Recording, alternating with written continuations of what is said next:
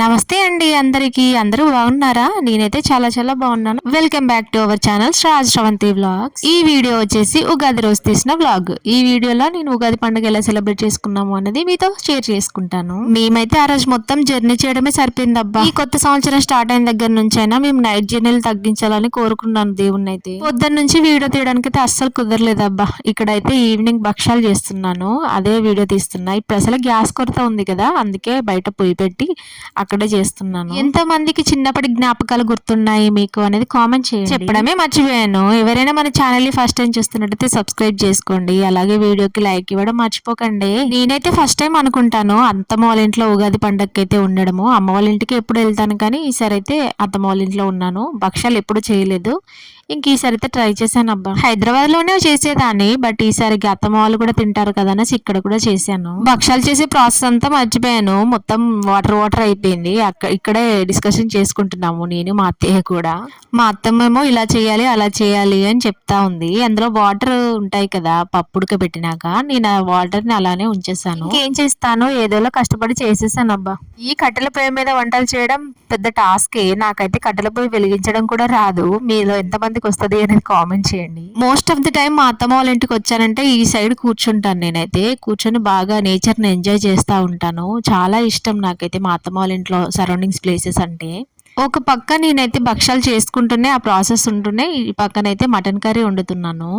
Indian mumps ఇలానే ఉంటారు కావచ్చబ్బా. ఎంత కర్రీ వచ్చినా దాంట్లో కొంచెం కర్రీ మాత్రం కన్ఫర్మ్గా తీస్తారు. అలానే మా అత్తమ్మ కూడా తీసింది, అండ్ ఈవినింగ్ అయితే వండేస్తుంది. మా అత్తమ్మ కర్రీ పొయ్యి వేసి నేను అప్పుడప్పుడు అలా చూస్తూ ఉన్నాను, కానీ అది ఇంతకీ ఉడకట్లేదు అస్సలు. అది ఉడకాలంటే మామిడాకులు వేస్తే తొందరగా ఉడుకుతుందని మా మరిది చెప్పి తీసుకొని వచ్చాడు. నేనైతే ఆకులు అందులో వేసుకున్నాను. ఈ వీడియో మొత్తం కూడా మా మరిదినే తీశాడు, బాగా తీస్తాడు వీడియోస్ అయితే. ఇంక ఇప్పుడైనా ఉడుకుతుందా లేదా చూడాలి. మటన్ కర్రీ అయితే కుక్కర్లో వేస్తే బాగా ఉడికేది, కానీ అత్తమ్మ వాళ్ళ ఇంట్లో అయితే కుక్కర్ లేదబ్బా. అందుకే నేను ఇలా ఎసరు ఇప్పటికి 2 టైమ్స్ పోసింది. అత్తమ్మ ఒకసారి పోసింది, నేను మళ్ళీ పోసి దాంట్లో మామిడాకులు అయితే వేసేసాను. అసలే గ్యాస్ తక్కువ ఉంది అని అంటే ఈ కర్రీలు ఉడకడం కూడా లేటుగానే ఉడుకుతా ఉన్నాయి. మా అత్తయ్యని అడిగి సాల్ట్ వేస్తా ఉన్నాను, లేదంటే అత్తమ్మ వేసి నేను వేస్తే మొత్తం అది ఇంకా ఇసమే అవుతుంది. మటన్ కర్రీ కాదు, ఇంకా తినను కూడా తినరు పాపం. నేనైతే ఫస్టే మొత్తం పిండి కలుపుకొని పక్కన పెట్టేశాను. పిండి కొంచెం నానితే బాగా వస్తాయి కదా చపాతీలు. నేను 5 o'clock అలా స్టార్ట్ చేశాను అనుకుంటా అబ్బా. కాకపోతే అది అయిపోవడానికి నాకు ఎంత టైం పట్టిందంటే 7:30 అయిపోయింది. పప్పును కూడా గ్యాస్ పైన ఉడకబెట్టాను, కానీ అది ఇంకా ఉడికెళ్ళలేదనేసి తెచ్చి కట్టెల పొయ్యి మీద పెట్టేశాను. మీకు చిన్నప్పుడు ఉగాది పండుగ అంటే ఏం గుర్తుండేది అనేది నాతో కామెంట్లో షేర్ చేయండి. నేనైతే మీతో షేర్ చేసుకుంటాను. మా డాడీ అయితే ఉగాది పండుగ రోజు ఎడ్లను కడుక్కొని వచ్చేది వాక్కెళ్ళి, మళ్ళీ ఇంటికి తీసుకొచ్చి ఆ ఎడ్లకైతే బొట్లు పెట్టేవాడు. ఇది మాత్రం నేను అస్సలు మర్చిపోను, నాకు బాగా గుర్తుంటది. కానీ ఇప్పుడు ఎవరికి ఎడ్లు లేవు, ఇంకా ఎవరు ఉన్న వాళ్ళైతే కడుక్కుంటారు అనుకుంటా. ఖచ్చితంగా కడుగుతారు ఆ రోజైతే. ఎడ్లను కడిగి వాటికైతే మంచిగా బొట్లు పెట్టేసి అలంకరిస్తారు.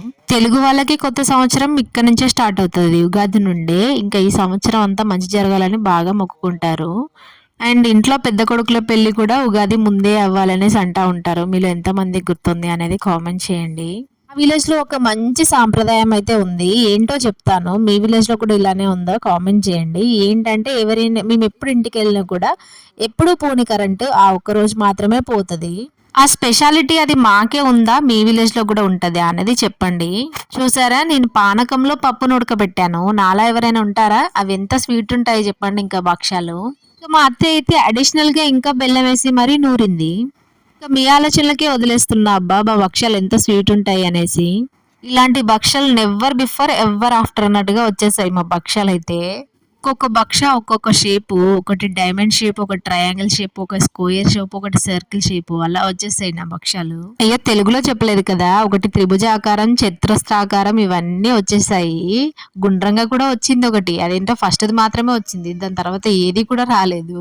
అలాంటి కళాకారులు ఎవరైనా ఉన్నారా ఇలా ఇంత క్రియేటివిటీగా చేసేవాళ్ళు అనేది కామెంట్ చేయండి అబ్బా.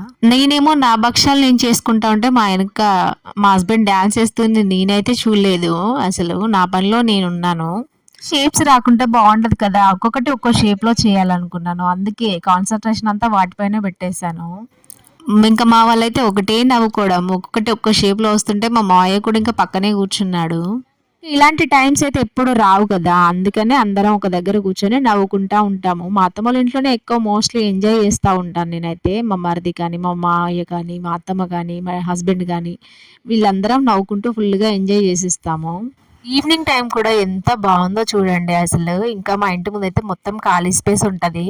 ఇంకా చాలు అనిపిస్తది జీవితానికి. ఇన్ కేస్ నేను ఎప్పుడైనా ఫ్యూచర్‌లో విలేజ్‌లో బతకాలి అనుకుంటే మాత్రం మంచిగా చెట్లు పెంచుకుంటూ బాగా బతికేయాలనిపిస్తది. బట్ ఆ టైం ఎప్పుడొస్తదా అని ఈగర్‌లీ వెయిట్ చేస్తున్నాను నేనైతే.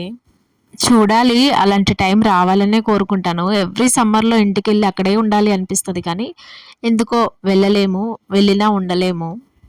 నేను భక్షాలు చేస్తుంటే ఇంక మా అత్తమ్మయితే కాల్చేస్తుంది. పక్కన మా మావయ్య కూర్చున్నాడు. రైస్ పెట్టాలి అనేసి మా అత్తమ్మేమో వెళ్ళిపోయింది. దాని తర్వాత మా మరిది కాల్చాడు కొన్ని. విలేజ్‌లో వ్లాగ్ షూట్ చేసిన ప్రతిసారి కూడా నాకైతే ప్రాణం కొట్టుకుంటా ఉంటది అక్కడికి. ఇంత మంచి విలేజ్‌ని, ఇంత మంచి నేచర్‌ని వదిలేసి వచ్చామనిపిస్తది అబ్బా నాకైతే. మీకు కూడా అలానే ఉంటదా? అత్తయ్య అయితే మా మావయ్యకి రైస్ పెడతా ఉంది. ఇంకా ఆలోపు నేనైతే కాల్చేద్దాం అనేసి కాలుస్తున్నాను. ఇంకా 2, 3 ఉన్నాయి. మా వాడేమో డ్రెస్ తీసేసి అటు ఇటు తిరుగుతా ఉన్నాడు. మీరు కూడా బాగా ఎంజాయ్ చేశారనేసి అనుకుంటా ఉన్నాను. ఈ వీడియోకైతే లైక్ చేయండి ప్లీజ్. వీలైతే షేర్ చేయండి. భక్షాలు చేయడం అయితే అయిపోయింది. ఎలా వచ్చాయి నా భక్షాలు అనేది కామెంట్ చేయండి. ఈ వీడియో మీకు నచ్చితే లైక్ చేయండి.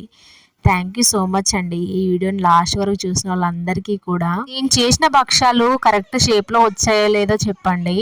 టేస్ట్ మాత్రం బాగున్నాయి. ఇంకొక మంచి వీడియోతో అయితే మేము ముందుకు వస్తాను. అంతవరకు